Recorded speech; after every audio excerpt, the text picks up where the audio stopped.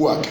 Basi wale mawaziri na maamiri wakakusanyika pamoja mbele za mfalme, wakamwambia hivi: Mfalme Dario uishi milele.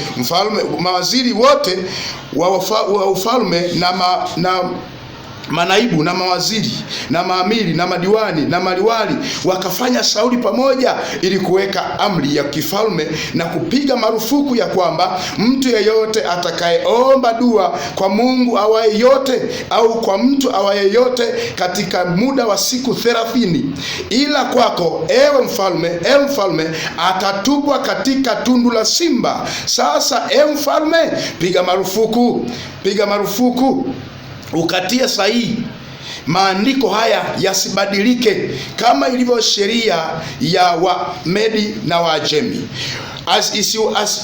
isiyoweza kubadilika. Basi mfalme Dario akayatia sahihi maandiko yale na ile marufuku. Hata ile 10 anasema, hata Danieli alipojua ya kuwa yale maandiko yamekwisha kutiwa sahihi, akaingia nyumbani mwake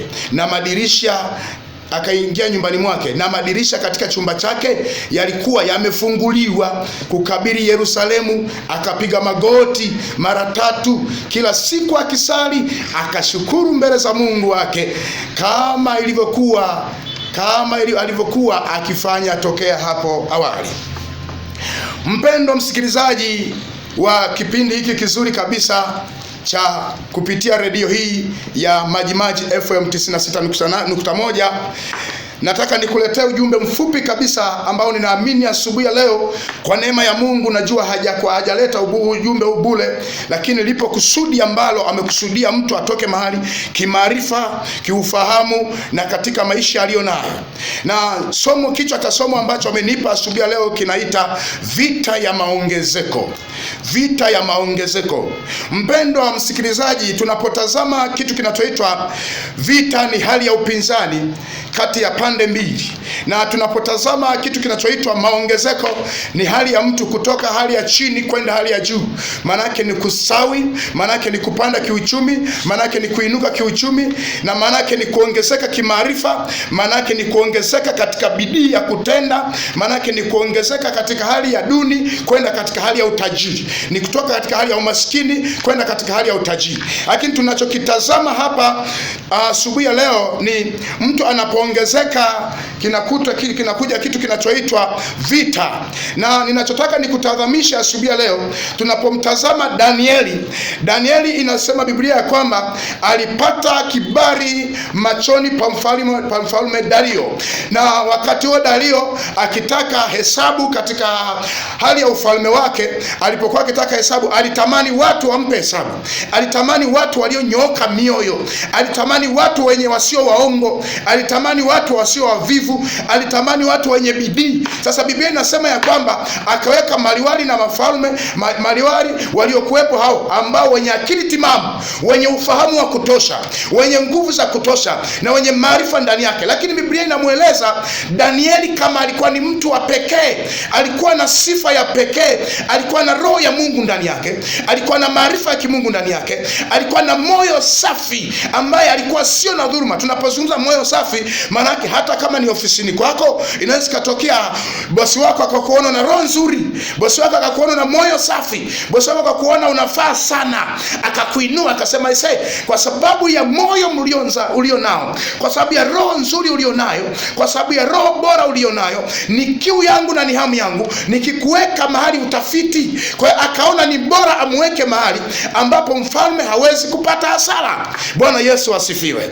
Kwa hiyo nipo hapa asubuhi leo kukwambia kuna saa ambayo kibali kinapoinuka kwako na vita inainuka kwako. Uchumi unapoinuka kwako na vita inainuka kwako. Afya inapoinuka kwako na vita ya kuja kuipiga afya inainuka kwako. Inawezekana maarifa yanaongezeka kwako. Kama maarifa yanaongezeka ya kukuvusha mahali, maana yake vita nayo inasimama katika hali ya ulimwengu wa kiroho, inasimama kukupinga. Unaweza usione kwa hali ya mwili, lakini katika ulimwengu wa roho vita inasimama wanasimama kukupinga ili usiongezeke. Mimi nikwambia asubuhi ya leo ya kwamba inawezekana Danieli alipata shida wakati mwingi ya kwamba hana uchumi wa kutosha, hana maarifa ya kutosha, lakini hana uchumi wa kutosha, alikuwa ni mtu duni sana. Lakini saa ilipofika ya kuinuliwa, ndipo ambapo mashambulizi yakaibuka. Saa ilipofika ya kutangaza kwamba mfalme amempa neema, mashambulizi yakaibuka ya kwamba sasa nani anasimama sasa? Anasimameje mtu ambaye hatukusataka asimame?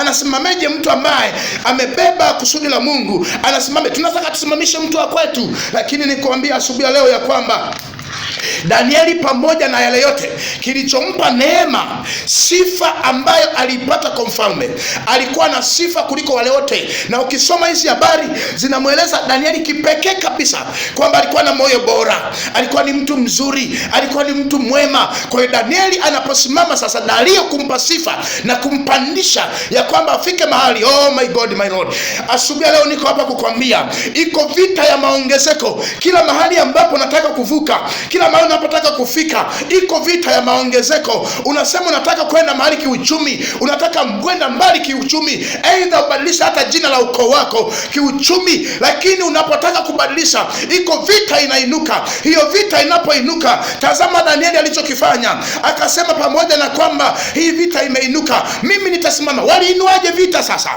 Tazama, katikati ya kundi ambalo walikuwa wameteuliwa pamoja, walisimama pamoja ili kutoa hesabu kwa mfalme Dario. Lakini katikati ya wale ambao alikuwa nao, wangeweza kukaa wakapiga hesabu pamoja, wakapeana na ushauri, wakapeana na mambo mazuri, lakini wale ndio waliompiga vita. Niko hapa kukuambia asubuhi ya leo, tazama ya kwamba usije ukafikiri anayekupiga vita anatoka mbali. Yuko hapo hapo, anakujua, anakufahamu. La msingi nalotaka nikwambie wewe leo, usije ukasema ya kwamba mimi nitampiga vita. Hata usipigane naye vita. Wewe pambana kusimamia kusudi la kwako. Wewe pambana kusimamia maono yako. Wewe pambana kusimamia kila ambacho Mungu amekupa. Mungu alimpa Danieli moyo safi, moyo ulio bora, nguvu ndani yake, nguvu ya kimaarifa. Ndio maana walipotengeneza akaenda kwa mfalme, wakasema tunatamani sana mfalme, gonga muhuri hizi habari, gonga muhuri haya mambo tunayokuambia mfalme, ya kwamba haya mambo ambayo yanagongwa muhuri yanasemeshwa, na utakapo saini hakuna atakayesimama. Mimi nikwambia leo, huko niko hapa, hata kama bosi wako, hata kama ni nani, maisha yako ambayo anataka kuyayumisha, lakini saa ambayo Mungu amekupa hiyo neema, wewe simama na kusudi la Bwana. Danieli akasema hata kama mfalme amegonga muhuri ya kwamba sitamsujudia Mungu wangu, sitamuomba Mungu wangu, sitasimama naye ninayemjua, sitasimama na kusudi la Bwana, sitasimama na kusudi la kwangu, akasema sita kukubali huo usemi. Hakujali mfalme amepiga saini. Mimi nikwambia leo, unaposikia habari ya saini, maana yake ni jambo hilo halitatenguliwa. Na wakati mwingine wanaenda mbali, hiyo waraka unagongwa muhuri.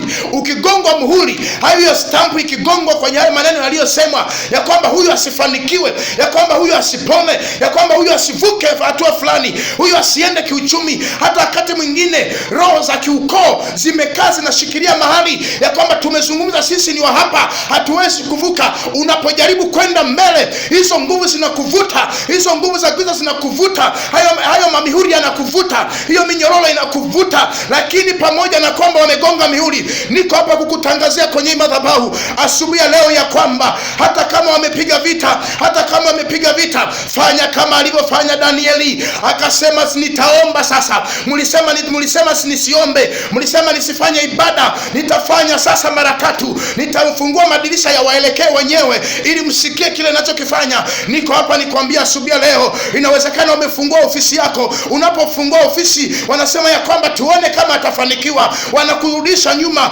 wanapiga vita, wanakupiga vita ili usifanikiwe. Umesomesha watoto wako, wanasema tuone ya kwamba watoto hao kama watafaulu. Lakini wewe mwambie Bwana, wala usipigane nao, lakini simama kwa Bwana, mwambie Bwana, mimi nimekuja kwako, watoto hawa ni wa kwangu, umenipa ni wa kwako. Ninatamani Bwana ndio usiwashimishe mwenyewe, uwawezeshe wasome katika jina la Yesu Yesu Kristo wa Nazareti. Niko hapa, inawezekana huko ofisini unapigwa vita kwa kila namna, lakini usipigane na hiyo vita. Wewe mwachie Bwana. Maongezeko hayaji pasipo vita. Lazima ukubali, hakuna mahali ambapo mtu alifanikiwa pasipo vita. Kwa hiyo kubali ya kwamba katikati ya vita ndipo kuna mafanikio, lakini cha kufanya ni kwamba usishushe moyo wako. Kama ni kufanya kazi, fanya kazi kwa bidii mwanangu. Kama ni kusoma, soma kwa bidii mwanangu. Kama unasuka huko kwenye hiyo saluni, unasuka, wanakusema wewe suka, badilisha mitindo, watu walete hela kwa jina la Yesu Kristo. Hakuna maongezeko yanakuja pasipo maneno. Kama huko ofisini unafanya kazi kwa bidii na rafiki zako wanasema, watendakazi wenzako wanasema ya kwamba anajidai, wewe fanya kazi, usije ukalegea. Maana yake ninayosema ni hii ya kwamba eta bidii ndani yako, fanya kitu kwa bidii ndani yako bila kujali kile ambacho kinakusonga cha kukurudisha nyuma. Piga hatua za kwenda mbele, piga hatua za kuvuka mbele, wala kisiwapo cha kukuzuia katika jina la Yesu Kristo. Asubuhi leo naniambia wale jamaa wakasema ya kwamba wakamtafuta, wakamtengenezea kikao Danieli, wakasema Danieli tumtengenezee kikao.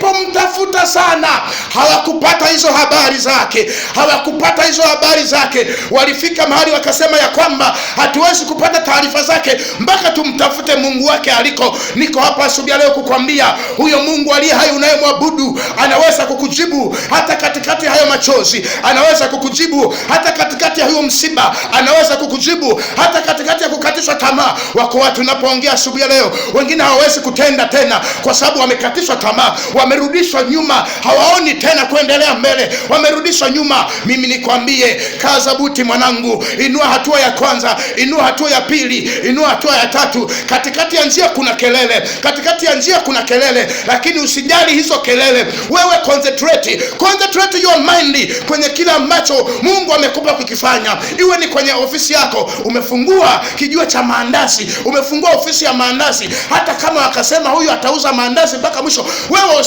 una ndoto ndani yako. Hizo ndoto lazima zitimie. Fight, pigana, pambana. Hata wakakusema mama, hata wakakusema baba, hata wakakusema kijana mwenzangu, hata wakakusema mtumishi. Inawezekana vita yako ni kwenye utumishi, lakini niko hapa kukwambia ya kwamba tenda kwa bidii bila kutazamia hiyo vita, bila kutazamia haya maneno, bila kutazamia. Yesu mwenyewe nikwambie leo alipigwa vita. Sembuse wewe unakujaje? Yesu alipigwa vita. Herode amezaliwa, Yesu akaiona nyota, akasema hii nyota ni ajabu sana. Nyota hii ya nani aliyezaliwa huku? Wakaenda kuichunguza nyota. Anayetafutwa ni kuuawa Yesu. Zile ndoto ambazo Mungu zameweka ndani ya Yesu ili kuwakomboa watoto wake, akaenda ili aziue, lakini Mungu alipigana. Mungu alisimama upande wa Yesu, akasema amekuja kwa kusudi. Na wewe mahali ulipo, uko mahali popote unaponisikia duniani, unaponisikia Songea, unaposikia Ruvuma, unaponisikia kwenye ofisi yako saa hii, inawezekana umekata tamaa. Niko hapa kukuambia kwamba wewe ni mtu wa thamani mno. Kila ambacho Mungu amekupa, endelea kukitia nguvu, endelea kukipa nguvu. Usikate tamaa katika jina la Yesu Kristo wa Nazareti. Nisikilize asubuhi leo ninapoenda kumaliza.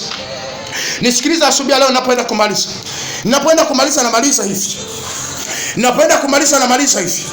Biblia inasema ya kwamba Danieli alipojua kuwa wanamtafuta, alipojua wamemkalia kikao, alipojua wanamtukana, alipojua wanazuia hatua zake, alipojua ya kwamba wanasema huyu asifanikiwe, alipojua ya kwamba anapinga watoto wake wasisome, Danieli alienda mbele za Bwana akasema, nitafanya kwa bidii, nitaomba kama kawaida yangu. Na mimi niko hapa kumwambia mtu mmoja aliye dada, kumwambia mtu mmoja aliye kaka, kumwambia mtu mmoja aliye mama, kumwambia mtu mmoja aliye baba, ya kwamba sasa umejua iko vita katikati yako. Usije ukarudi nyuma, kaza buti. Usije ukarudi nyuma, kaza buti. Usidharau hiyo kazi yako, usidharau hiyo ofisi yako, usidharau hiyo huduma yako. Mungu aliyokupa ni kubwa mno katika jina la Yesu Kristo. Nami napoenda sasa ili nikuombee mahali ulipo, ninatamani mahali ulipo neno hili ulipo likukute na libadilishe moyo wako.